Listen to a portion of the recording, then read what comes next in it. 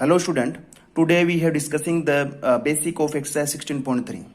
तो इस वीडियो में कंप्लीट आपको एक्सरसाइज 16.3 का बेसिक बताने वाला हूं और इसके ऊपर कुछ क्वेश्चंस करवाने वाला हूं। ओके, तो इसमें जितने भी आपके क्वेश्चन हैं, इस एक्सरसाइज में जितने भी क्वेश्चन हैं वो सारे क्वेश्चन आपके कौन के ऊपर बेस्ड है। कौन के ऊपर बेस्ड है तो कौन की स्ट्रक्चर किस टाइप की होती है। जैसे ये शेप आप देख रहे हो, इस टाइप की शेप को अपन बोलते हैं कौन। ठीक है, तो इसमें कुछ मैं बेसिक सी थिंग्स है वो आपको पहले एक्सप्लेन कर दूं। जैसे नंबर ऑफ वर्टेक्स कितने होते हैं, नंबर ऑफ फेस कितने होते हैं, नंबर ऑफ एज कितने होते हैं। नंबर ऑफ वर्टेक्स होते हैं 1, नंबर ऑफ फेस होते हैं 2। अब 2 कौन कौन से फेस हो गए, एक तो कर्व फेस हो गया, एक हो गया आपका फ्लैट फेस। ठीक है, तो नीचे वाला जो फेस है ये वाला, इसको अपन बोलते हैं फ्लैट फेस। तो ये हो गया फ्लैट फेस। तो नंबर ऑफ फेस हो गया आपके 2 और एज हो गया आपका 1। अब इस चैप्टर में जो भी आपकी टर्म्स आने वाली हैं, जैसे स्लैंट हाइट है, हाइट है, ये क्या होती है पहले मैं आपको ये एक्सप्लेन कर देता हूँ। ये स्लैंट हाइट जिसको अपन एल से रिप्रेजेंट करते हैं, हाइट को अपन एच से रिप्रेजेंट करते हैं। ठीक है, ये आपका वर्टेक्स सही है। और ये जो नीचे वाला जो बेस है वो सर्कुलर है, सर्कुलर जिसकी रेडियस आपकी आर है। ठीक है, अब स्लैंट हाइट वो डिस्टेंस होती है वर्टेक्स और सर्कुलर बेस पे आपके जितने भी पॉइंट्स हैं। जैसे इस ये जो सर्किल है, सर्किल के ऊपर जितने भी पॉइंट्स हैं, इन पॉइंट को अगर वर्टेक्स से अपन ज्वाइन करें, इन पॉइंट्स को अगर वर्टेक्स से ज्वाइन करें तो ये जो डिस्टेंस निकल के आती है उस डिस्टेंस को अपन बोलते हैं स्लैंट हाइट। ठीक है, और हाइट कौन सी हो गई, सर्कल का जो सेंटर है, सर्कुलर बेस का जो सेंटर है और वर्टेक्स को ज्वाइन करने वाली जो लाइन है उसको अपन बोलते हैं हाइट। ठीक है, अब बात कर लेते हैं राइट सर्कुलर कोन की। राइट सर्कुलर कोन क्या होता है? Right circular cone, the line joining the vertex to the centre of its base is at right angle to the base and the base is circular. इसमें 2 कंडीशन है। एक तो जैसे ये जो एंगल आप देख रहे हो, ये एंगल आपका 90 डिग्री होना चाहिए और जो कोन का जो बेस है वो आपका सर्कुलर होना चाहिए।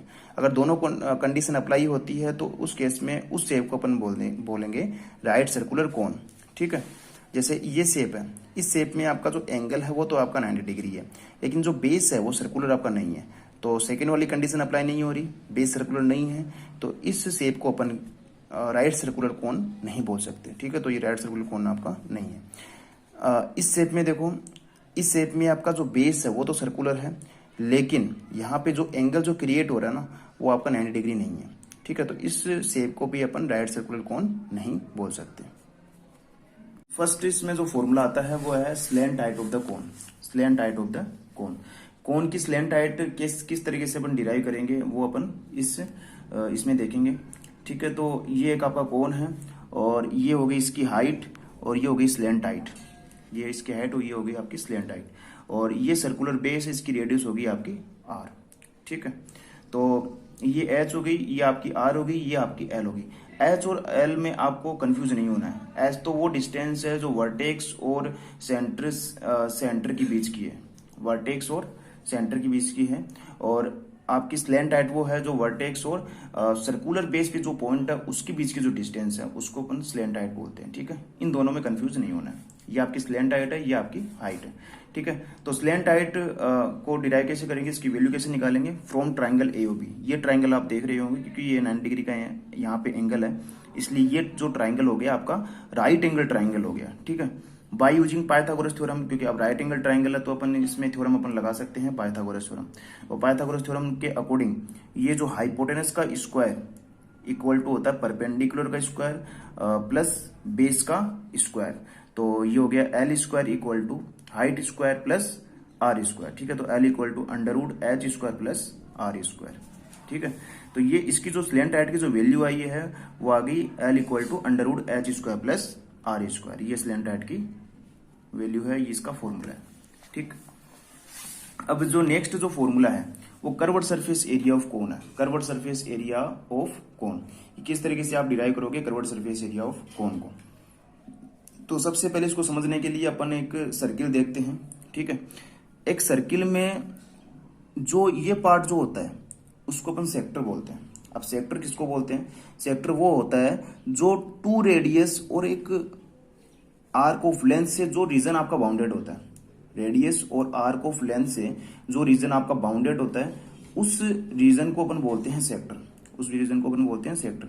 अगर मैं इस सर्किल में से ये सेक्टर निकाल लूं, इस सेक्टर को अगर निकालूं तो मैंने यहाँ पे डिराइव किया है, ठीक है। इस सेक्टर को मैंने यहाँ पे बना दिया, ठीक है, यहाँ पे बना दिया। अब इस सेक्टर को यहाँ बना दिया। अब दोनों एंड को अगर मैं मैच करता हूँ, मतलब इसको बेंड करता हूँ, तो ये मेरे पास एक शेप निकल के आती है, इसको अपन बोलते हैं कोन, ठीक है, इसको अपन बोलते हैं कोन।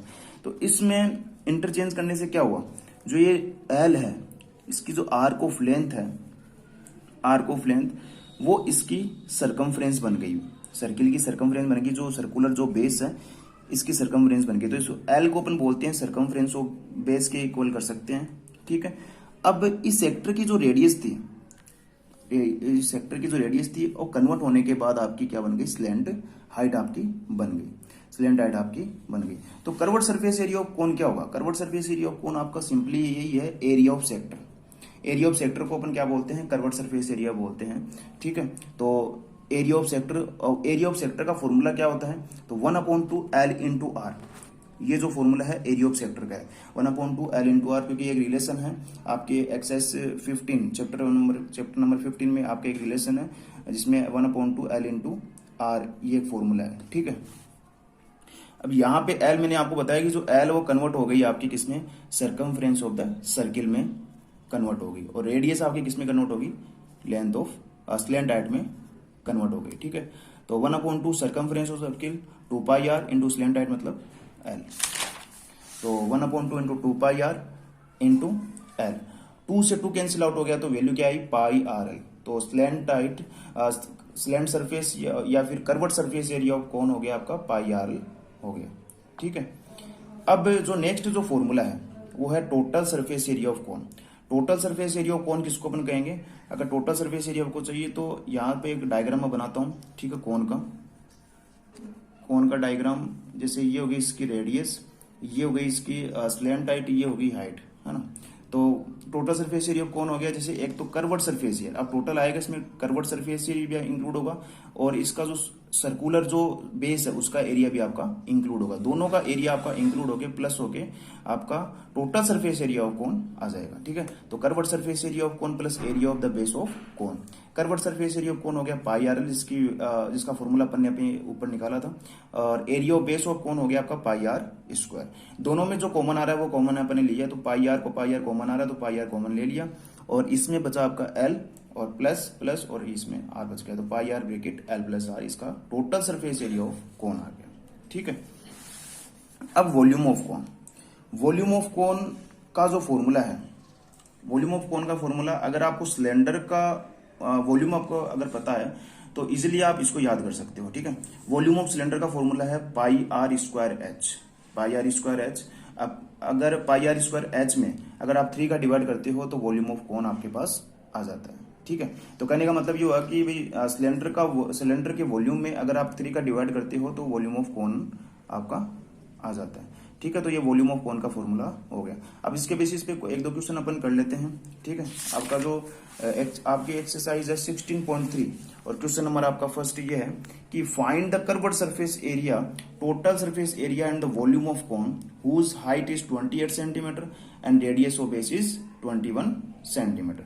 तो इस क्वेश्चन में आपको क्या दे रखा है, इस क्वेश्चन में दे रखा है हाइट आपको दे रखी है कोन की और रेडियस आपको दे रखी है कोन की, है ना। जो बेस है कोन का उसकी रेडियस आपको दे दी 21 सेंटीमीटर, हाइट आपको दे दी। इसमें पूछा कि आपको फाइंड आउट क्या करना है, कर्व्ड सरफेस एरिया आपको फाइंड आउट करना है, टोटल सरफेस एरिया आपको फाइंड आउट करना है और वॉल्यूम ऑफ कोन आपको फाइंड आउट करना है।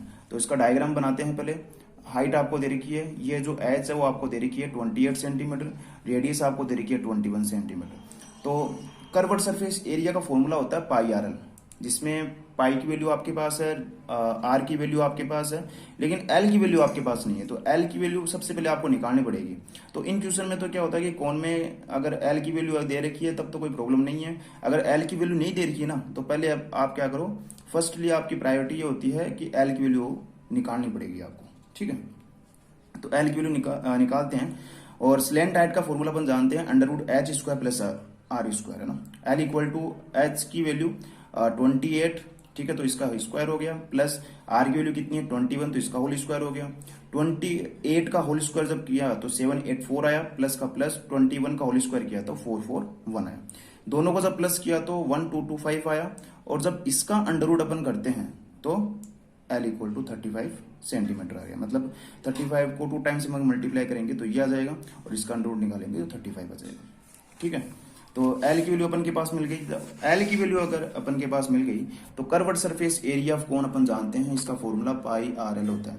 पाई की वैल्यू 22/7, ठीक है। रेडियस की वैल्यू आपको दे रखी है 21, और L की वैल्यू अपन ने अभी निकाली 35। ठीक है, अब काटा इजीली काट सकते हो। 35 को 7 से काटा, 7 1 जा 7 और 7 5 जा 35। 22 को 21 से किया, ठीक है, और 21 को 5 से किया तो 21 को 5 से किया तो 105 आया, और 22 को 105 से किया तो 2310 सेंटीमीटर स्क्वायर आ गया कर्व्ड सरफेस एरिया ऑफ कोन। और जब एरिया जब निकाल रहे हो तो यूनिट आपको स्क्वायर आपको लगानी है। ठीक है, अब next total surface area of cone. तो total surface area of cone निकालने के लिए सबसे पहले इसका formula pi R bracket L plus R. ठीक है, पाई की वैल्यू 22/7, रेडियस की वैल्यू 21, ब्रैकेट एल की वैल्यू 35 और रेडियस की वैल्यू 21। जब इन दोनों को प्लस किया तो 56, और जब इसको काटेंगे 7 1 जा 7, 7 8 जा 56। जब दोनों को मल्टीप्लाई किया तो 3696 सेंटीमीटर स्क्वायर आ गया। अब volume of cone. Volume of cone का फॉर्मूला क्या होता है? Pi R square H upon 3। ठीक है, पाई की वैल्यू 22/7 इंटू रेडियस की वैल्यू 21 इंटू 21, क्योंकि आर स्क्वायर है यहाँ पे, इंटू एच की वैल्यू आपकी कितनी है 28 और अपॉन 3। 3 1 जा 3, 3 से 3 कैंसिल आउट हो, क्योंकि 7 1 जा 7, 7 3 जा 21। ठीक है, जब इनको मल्टीप्लाई किया, इसलिए इसको सोल्व किया तो 12,936 सेंटीमीटर क्यूब आपका आंसर आ गया। ठीक है, अब नेक्स्ट क्वेश्चन ये है, find the slant height of the cone whose volume is 1232 centimetre cube and height is 24 centimetre. तो इसमें आपको फाइंड आउट करना है slant height of the cone. Cone की स्लैंट हाइट आपको निकालनी है, जिसमें आपको वॉल्यूम आपको दे रखा है और हाइट आपको दे दी है। ठीक है, वॉल्यूम आपको दे रखा है और हाइट आपको दे रखी है, तो स्लैंट हाइट आपको निकालनी है कोन की।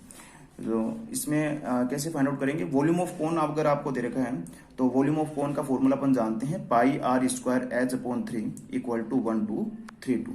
ठीक है, यहां से अपन के पास क्या गिवन नहीं है, आर गिवन नहीं है ना, तो यहां से अपन आर निकालेंगे। ठीक है, और एच की वैल्यू आपको दे रखी है 24 सेंटीमीटर, तो यहाँ से आर स्क्वायर अपन निकालेंगे। तो आर स्क्वायर को तो यहीं रख लो, और आर स्क्वायर के मल्टीप्लाई में डिवाइड में जो भी है इसको इधर भेज दो।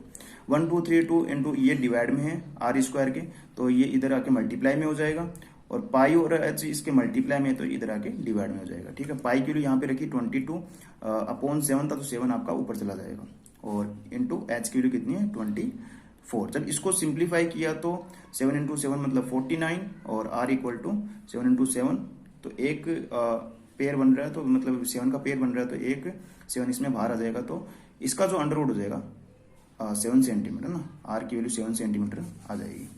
और आर की वैल्यू 7 सेंटीमीटर आ गई तो अपन को स्लैंट हाइट निकालनी है, एल की वैल्यू निकालनी है। इसका फॉर्मूला अपन जानते हैं, under root H square plus R square, L equal to 24 का स्क्वायर प्लस 7 का स्क्वायर। 24 का होल स्क्वायर करने का मतलब 576 हो गया, और 7 को 7 से किया 49 हो गया। जब दोनों को प्लस किया तो 625 हो गया, और 625 को अगर मैंने ब्रेक किया तो 25 इंटू 25, दोनों का पेयर बन रहा है, तो एक 25 बाहर निकाल लो, तो एल इक्वल टू 25 सेंटीमीटर, मतलब 25 सेंटीमीटर एल की वैल्यू आ जाएगी।